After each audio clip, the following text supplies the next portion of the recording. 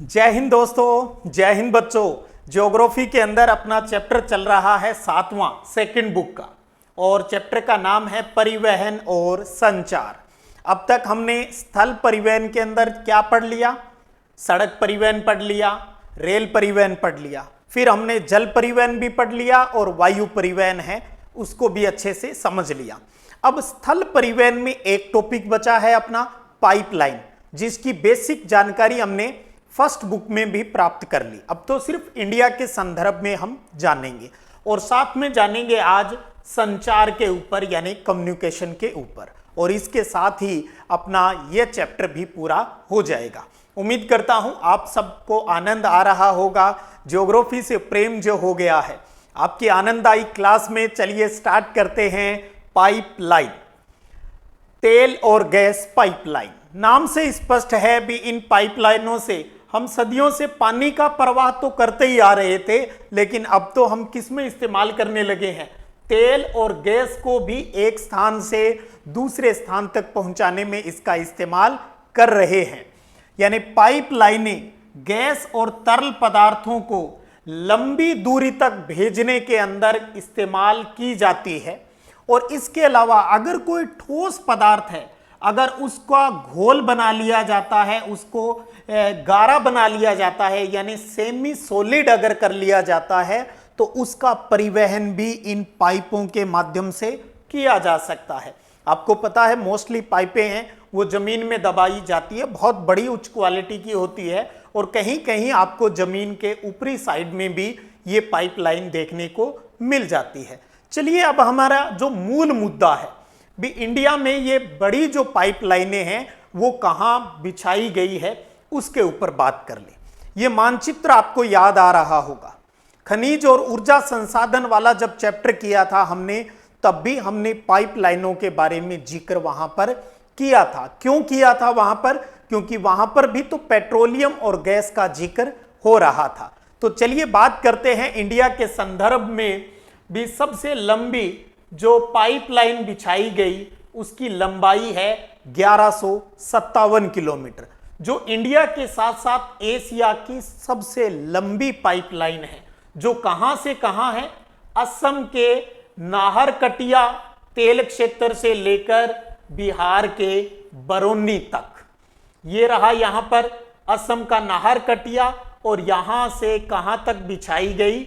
बरौनी तक बिछाई गई ये पाइपलाइन। लंबाई है 1157 किलोमीटर।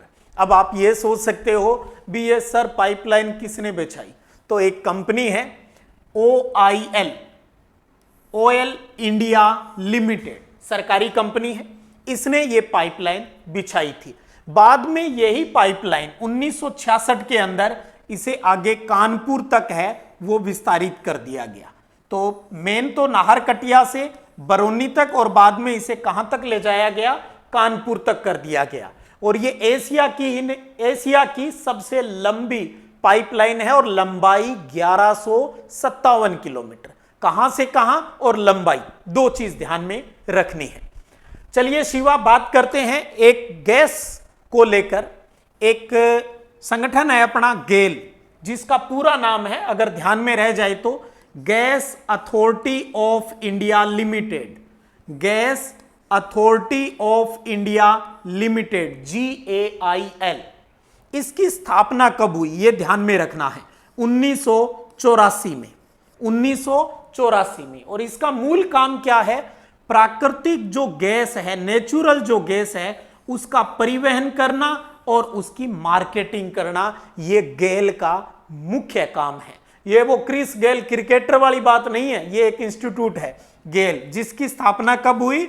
1984 के अंदर। अब इस गेल ने एक बहुत महत्वपूर्ण पाइपलाइन बिछाई है, उसकी बात कर लेते हैं। और वो पाइपलाइन है HVJ। नाम सुना हुआ है पहले? H यानी हजीरा, V यानी विजयपुर, और J यानी जगदीशपुर। लंबाई है वो लगभग 1700 किलोमीटर है। तो गेल कंपनी द्वारा, जो सरकारी कंपनी है, उसके द्वारा 1700 किलोमीटर लंबी एक गैस पाइपलाइन बिछाई गई है, और जिसका नाम है HVJ। और ये पहले हम इसके बारे में जिक्र कर चुके हैं, याद कीजिए। यहां पर ये रहे हजीरा, गुजरात वाली साइड से लेकर ये विजयपुर, और फिर यहां पर ये रहा जगदीशपुर। तो यहां जो मुंबई हाई जो बेसिन है यहां, और जो अपना गुजरात वाला जो इलाका है, यहां से पाइपलाइनों के माध्यम से देखिए गैसें कितने राज्यों के अंदर, गुजरात से मध्य प्रदेश, राजस्थान और उत्तर प्रदेश और आगे चल के हरियाणा, दिल्ली तक ये पाइपलाइन है वो अपनी सेवाएं दे रही है।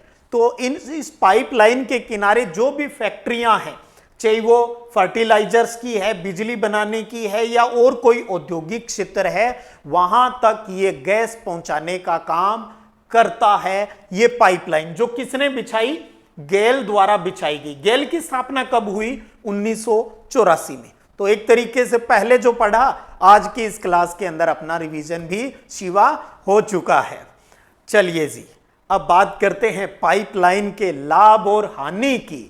तो सबसे पहले, क्योंकि आप देखेंगे पाठ के पीछे भी कुछ क्वेश्चन दिए गए हैं जो परीक्षा की दृष्टि से इंपॉर्टेंट चीजें हैं, वो यहाँ वीडियो में या फिर कुछ नोट्स के अंदर है वो डाल दिए जाते हैं। नोट्स आपको अपना जो टेलीग्राम चैनल है सिद्धिविनायक संग्रिया, उसके ऊपर उपलब्ध होते जा रहे हैं। तो एक प्यारा सा प्रश्न बनता है, पाइपलाइन परिवहन के लाभ क्या है?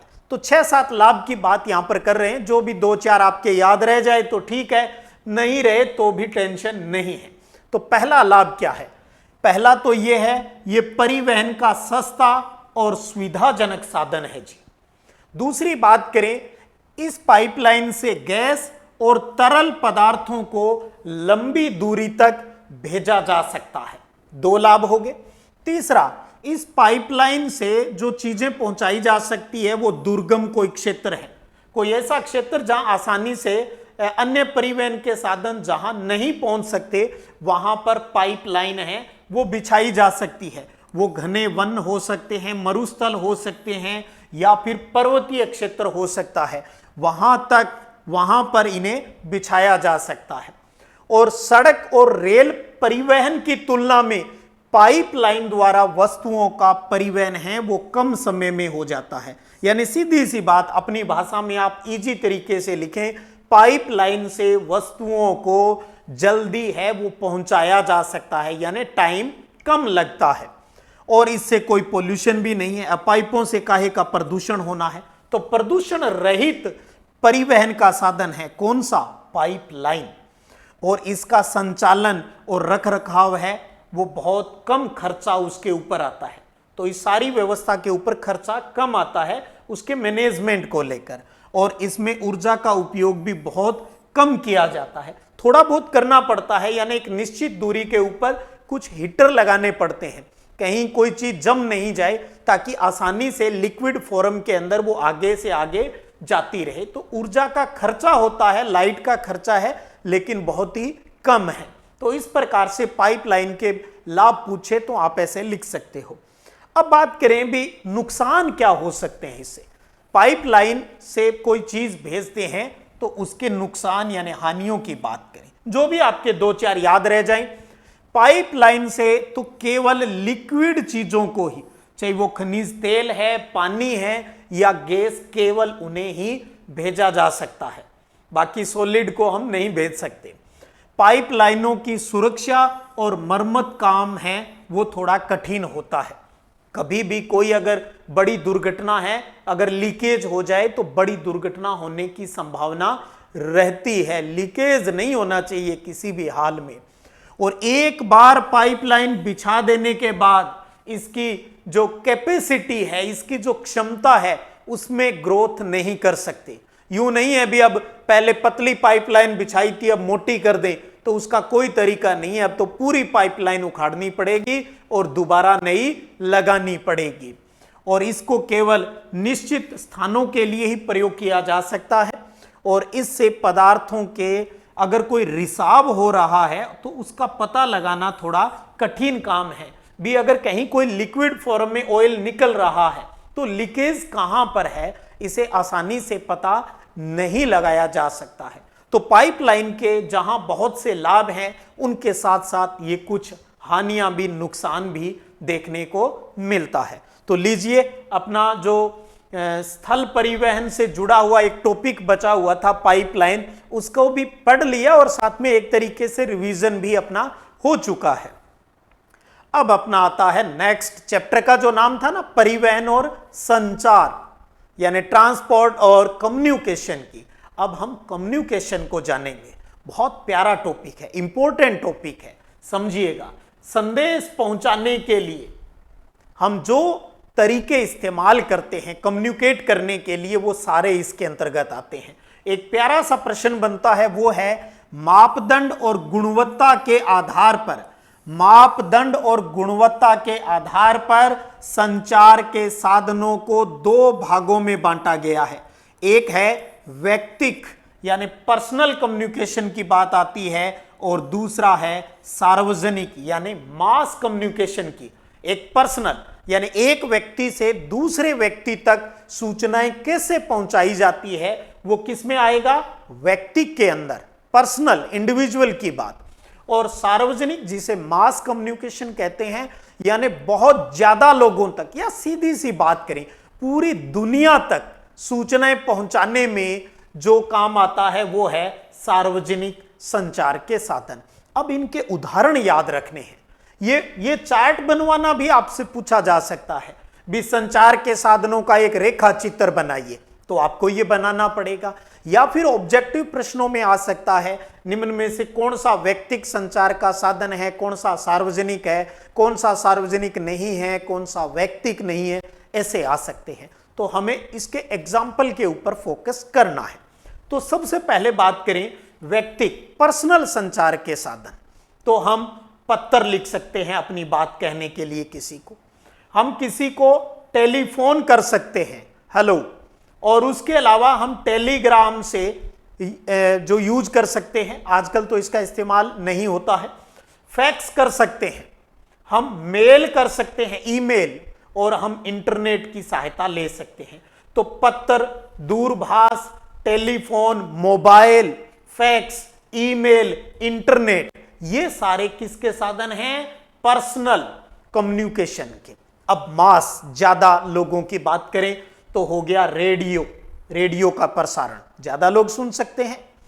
टेलीविजन की बात आ गई, सिनेमा हॉल की बात आ गई, सैटेलाइट यानी उपग्रह, ये भी सार्वजनिक संचार का साधन है।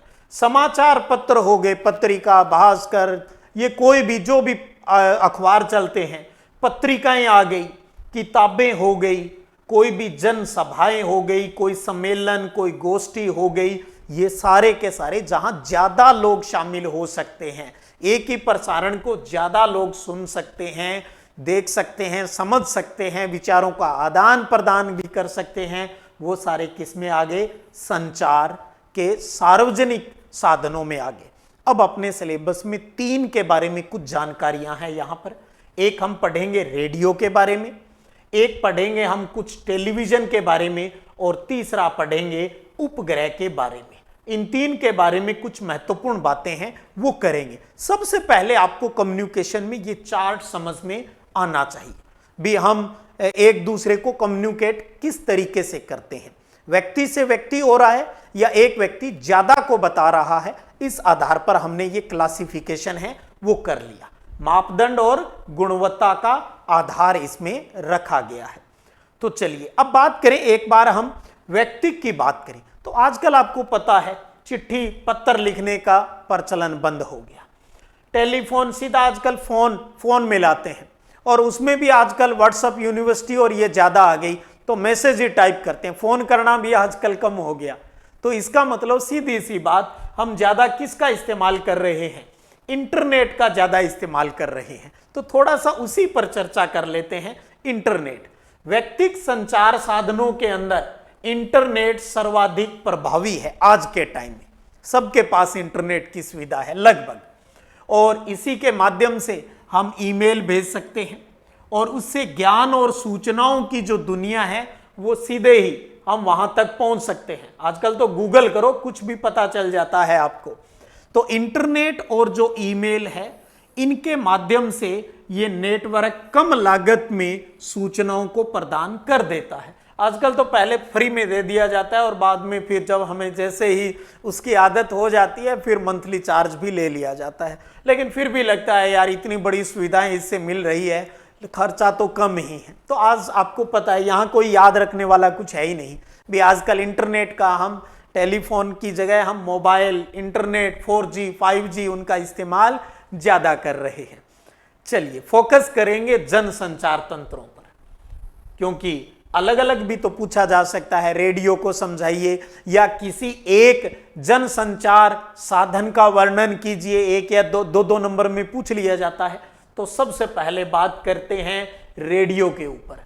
आज की जनरेशन ने तो शायद देखा भी नहीं होगा। अगर आपके घर पर रेडियो है तो कमेंट करके जरूर बताइएगा भी। पुराने टाइम में तो इस पर म्यूजिक सुनना, समाचार सुनना, खेती बाड़ी की न्यूज़ सुनना बड़ा ही आनंददायक पल होते थे।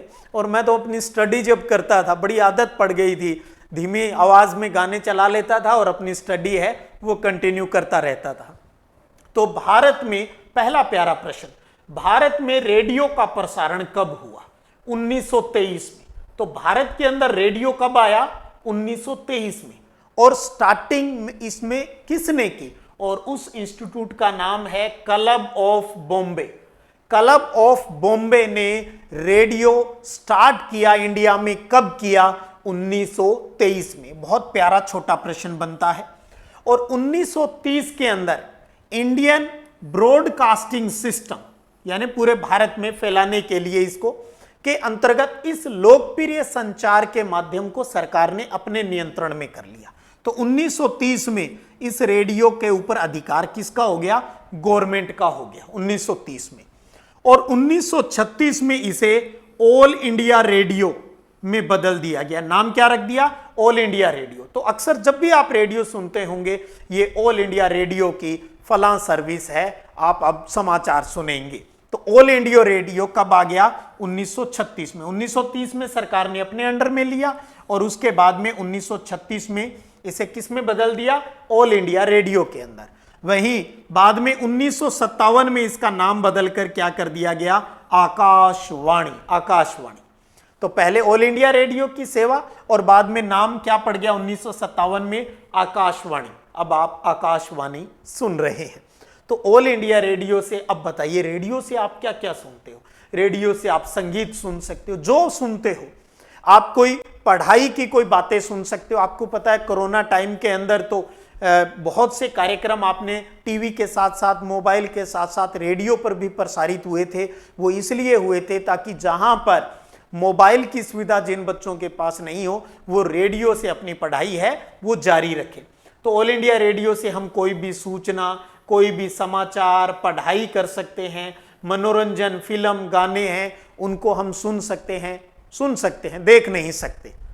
ठीक है, इतनी बात है भी। रेडियो से हम कोई भी इमेज, कोई भी प्रसारण देख नहीं सकते, केवल सुन सकते हैं। यानी ये केवल श्रव्य साधन है, सुन सकते हैं। तो किस में इस्तेमाल है? तो आप जो रेडियो का उपयोग आपको पता है वो कोई भी लिख सकते हो। जरूरी नहीं हमने यहां जो लिखा है उन्हीं के ऊपर बात करें। रेडियो का प्रसारण 1923 में। अब बात करें टेलीविजन। अब हमने क्या आदत डाली? पहले हम सिर्फ सुनते थे चीजों को, अब हमारी इच्छा हुई यार सुनने के साथ साथ हम देख भी ले। तो फिर आ गया टीवी यानी टेलीविजन। तो सूचना के प्रसार और आम लोगों को शिक्षित करने में टेलीविजन है वो एक सर्वे दृश्य माध्यम है। हम इसे सुन भी सकते हैं और देख भी सकते हैं, इसलिए ये क्या कहलाता है? सर्वे दृश्य साधन कहलाता है। तो ये भी एक प्रश्न बन सकता है कि सार्वजनिक संचार के साधनों में उस साधन का नाम बताइए जो कि सर्वे दृश्य है, जिसे सुन और देख सकते हैं। मोबाइल भी है अपना और यहां ये दृश्य सर्वे माध्यम की बात होगी। 1959 में, अब तारीखें आ गई, 1959 में इसे कहां स्टार्ट किया गया? राष्ट्रीय राजधानी क्षेत्र यानी दिल्ली में इसकी शुरुआत हुई। तो एक सिंपल सा टेलीविजन की भारत में शुरुआत कब हुई? 1959 में। वहीं रेडियो का प्रसारण स्टार्ट हुआ 1923 में और यह है टीवी आया 1959 में यानी आजादी के बाद। और 1972 के बाद और भी केंद्र चला दिए। स्टार्टिंग दिल्ली के आसपास हुई थी, बाद में और भी सेंटर है वो अलग अलग जगह खोल दिए गए ताकि वहां से प्रसारित हो जाएं चीजें। 1976 के अंदर, ये तारीख ध्यान रखनी है, 1976 में टीवी को ऑल इंडिया रेडियो से अलग कर दिया। पहले है ना रेडियो टीवी का प्रसारण एक ही स्थान से होता था, लेकिन 1976 में ऑल इंडिया रेडियो से टीवी को अलग कर दिया गया और नाम रख दिया गया दूरदर्शन। दूर से बैठे ही दर्शन कर लेते हो। और दिल्ली दूरदर्शन डीडी, आज तो DD 1, DD 2, DD Rajasthan, DD Haryana, DD news, बहुत से आपको चैनल है वो डीडी के मिल जाएंगे। दूरदर्शन के रूप में एक अलग ही पहचान बन गई थी। तो इसे ऑल इंडिया रेडियो से कब अलग किया गया? 1976 के अंदर। और ये सब संभव हो पाया उपग्रह के माध्यम से, और उस उपग्रह का नाम है इनसेट ए। तो इनसेट ए उपग्रह के माध्यम से ही बाद में इसका प्रसारण पूरी दुनिया के अंदर, पूरे भारत के अंदर इसका प्रसारण होने लग गया। पहले तो आपने देखा ना कुछ सीमित क्षेत्रों में ही होता था, लेकिन जैसे ही इनसेट ए उपग्रह हमने ऊपर भेज दिया तो फिर हर जगह पर टीवी का प्रसारण है वो होने लग गया। तो ये 2-4 बातें आपको टीवी के बारे में ध्यान रखनी है। चलिए अब बात करते हैं उपग्रह संचार की। सैटेलाइट बोलते हैं इंग्लिश में इसको। क्या बोलते हैं? सैटेलाइट। आप जानते हो सैटेलाइट? तो उपग्रह यानी सैटेलाइट है, ये एक बहुत प्यारा प्रश्न है। भी पहले तो ये बता दूं, उपग्रह क्या है? संचार की स्वयं में एक विधा है, एक तरीका है, एक मेथड है। कौन? उपग्रह। क्योंकि ये जितने भी कम्युनिकेशन के आजकल इलेक्ट्रॉनिक जो सिस्टम सारे जो चलते हैं, चाहे रेडियो है, चाहे टेलीविजन है, चाहे मोबाइल है, आपका इंटरनेट, गूगल बाबा, किसी की भी बात करें, उन सभी का प्रसारण किसके माध्यम से संभव हो पा रहा है? उपग्रह के माध्यम से संभव हो पा रहा है। तो कई बार बोर्ड परीक्षा में पूछा गया है कि संचार के अन्य साधनों का नियमन करने वाला, नियमन यानी कंट्रोलिंग, रेगुलेट करने वाला साधन कौन सा है? तो उसका नाम क्या है? उपग्रह यानी सैटेलाइट है। अब बात आती है उपग्रह का उपयोग क्या है। एक तो यही हो गया, ये सबका नियमन करता है, सबके ऊपर कंट्रोलिंग करता है, क्योंकि इन्हीं से, जैसे ये पृथ्वी है, बाहर हमने सैटेलाइट भेज दिया तो यहां दिल्ली से प्रसारण हो रहा है तो तरंगे भेज दी, फिर ये तरंगे पूरी जो इंडिया है उसके ऊपर फैला दी जाती है या पूरी धरती के ऊपर वो फैला दी जाती है। तो हर जगह हम कम्युनिकेट है वो कर सकते हैं।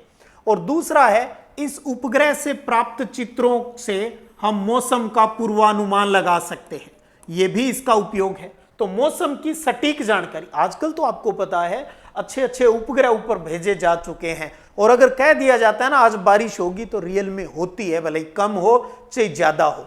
तो मौसम का पूर्वानुमान यानी मौसम की भविष्यवाणी है वो इन्हीं उपग्रहों के माध्यम से होती है। अगर दूसरा उपयोग देखें तो प्राकृतिक आपदाओं की निगरानी करने में, कहीं बाढ़ आ गई, कहीं भूकंप आ गया, कहीं आग लग गई, ऐसी कोई परिस्थितियां कहीं होती है तो उनके ऊपर निगरानी इनसे रखी जा सकती है भी क्या सिचुएशन है वहां की। और तीसरा, सीमा क्षेत्र की निगरानी करने में, अपने बॉर्डर की, हर देश अपने बॉर्डर की रखवाली करता है, किसके माध्यम से? सैटेलाइट के माध्यम से। तो अगर आपसे पूछ ले भी उपग्रह के उपयोग बताइए तो ये 3, और 4 पूछ ले तो आप ये कह दीजिएगा संचार के अन्य सभी साधनों का ये नियमन करता है। जैसे पंखे के रेगुलेटर लगा होता है ना, रेगुलेटर कम ज्यादा करने वाला, तो वही रेगुलेटर रेगुलेशन से ही बना है, तो वो नियमन करता है। अब एक बहुत ही प्यारा सा प्रश्न, बोर्ड परीक्षा के लिहाज से भी ये काफी इंपॉर्टेंट रहता है कि भारत की उपग्रह प्रणाली को समझाइए या उसके ऊपर टिप्पणी लिखिए। तो भारत के सैटेलाइट सिस्टम के बारे में अगर आपसे पूछ लेना तो इसके 2 पार्ट्स हैं, 2 हिस्से हैं। एक तो है इनसेट, INSAT, और एक है IRS। दोनों का फुल फॉर्म भी ध्यान रखिएगा। इनसेट यानी इंडियन नेशनल, और SAT का मतलब है सैटेलाइट। इंडियन नेशनल, SAT का मतलब है सैटेलाइट और सिस्टम। भारतीय राष्ट्रीय उपग्रह प्रणाली, इसका नाम हिंदी में हो गया। दूसरा है Indian remote sensing satellite system, IRS, आई यानी इंडियन, आर यानी रिमोट, एस यानी सेंसिंग, यानी दूरस्थ जो क्षेत्र हैं उनके बारे में, रिमोट एरियाज के बारे में इससे सूचनाएं हैं वो प्राप्त करते हैं। बाकी अभी आपने इनसेट का देख ही लिया, आजकल हम इनसेट का कम्युनिकेट करने में, टेली कम्युनिकेशन के अंदर उसका काम में लेते हैं, और दूरस्थ स्थानों के बारे में जानकारी के लिए IRS उपग्रहों की, सैटेलाइट की बात करते हैं। तो भारत की उपग्रह प्रणाली के दो भाग हैं, एक इनसेट और दूसरा हो गया IRS, ये एक इनसेट हो गया। इसी प्रकार से हम दूसरा IRS है उसकी बात करेंगे। अब एक एक करके दोनों के बारे में जानकारी, ये आपके सामने यहां IRS उपग्रह है वो दिखाया गया है। अब बात आएगी इनसेट और IRS, क्योंकि अगर 3 नंबर का प्रश्न आ गया तो कुछ उसके बारे में लिखना पड़ेगा। तो पहले हमने दोनों के नाम लिखेंगे, फिर वापस हेडिंग बना लेंगे और फिर कहेंगे कि इनसेट की स्थापना 1983 में हुई। इनसेट सिस्टम की स्थापना, सैटेलाइट की स्थापना कब हुई जी? 1983 में।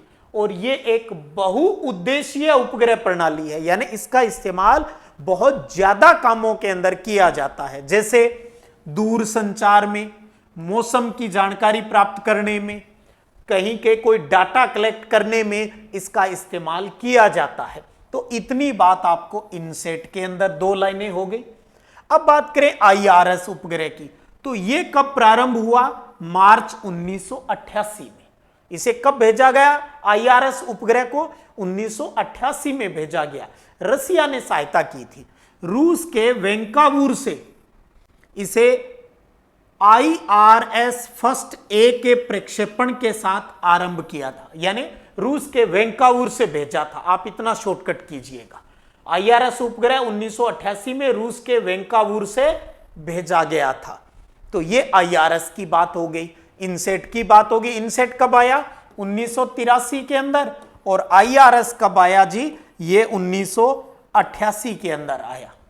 पहले हम रूस की सहायता लेते थे, लेकिन रूस की सहायता किस में करते थे? भेजने में, क्योंकि हमारे पास भेजने वाला उपकरण नहीं था, साधन नहीं था। फिर भारत ने अपना खुद का व्हीकल बना लिया सैटेलाइट को भेजने के लिए। तो बहुत प्यारा प्रश्न कि भारत ने भी अपना स्वयं का प्रक्षेपण वाहन PSLV बना लिया। ये रहा PSLV, जो अक्सर आपने जब भी कोई सैटेलाइट भेजा जाता है, अभी हम मून पर भी गए तो आप देखते हैं इस प्रकार से एक व्हीकल होता है, उसके आगे वाला जो हिस्सा होता है सैटेलाइट वहां पर रखकर भेजा जाता है, बाकी तो डैमेज है वो होता रहता है एक निश्चित दूरी पर जाकर। PSLV है वो खुद ने बना लिया। तो भारत ने अपना पहला प्रक्षेपण यान कौन सा बनाया? PSLV बनाया। PSLV फुल फॉर्म भी याद रखिएगा। P का मतलब पोलर, S का मतलब सैटेलाइट, L का मतलब लॉन्च और V का मतलब व्हीकल। तो यानी उपग्रह को भेजने वाला व्हीकल है ये PSLV। इसके अलावा लास्ट एक छोटा सा प्रश्न है और वो है national remote sensing centre NRSC, ये भारत में कहां है? ये भी बोर्ड में कई बार पूछा जा चुका है 1 नंबर वाले प्रश्नों के अंदर। क्या नेशनल रिमोट सेंसिंग सेंटर है वो इंडिया के अंदर कहां है? हैदराबाद के अंदर है भी, हैदराबाद के अंदर। बहुत प्यारा प्रश्न है।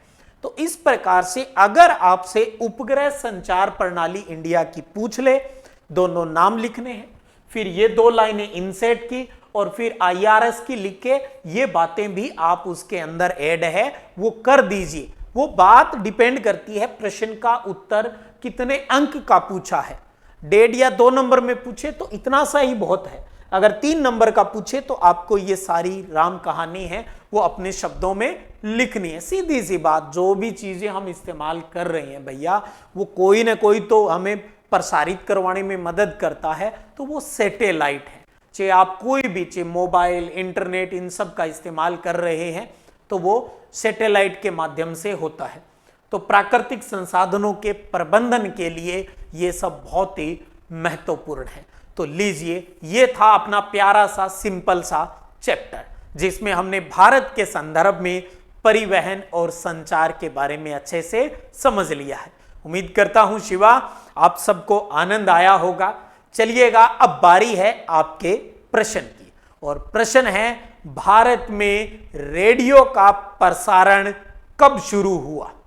फर्स्ट जो ईयर है जब स्टार्ट हुआ वो आपको कमेंट सेक्शन के अंदर मुझे बताना है, और वीडियो शेयर भी कीजिएगा दोस्तों को ताकि उन तक सूचना है वो भी पहुंच जाए। धीरे धीरे अब हम बहुत जल्द, क्योंकि 2 चैप्टर रहे हैं, फिर रिवीजन सेक्शन है वो भी अपना स्टार्ट है, वो हो जाएगा। फिर मिलते हैं, तब तक जय हिंद जय भारत।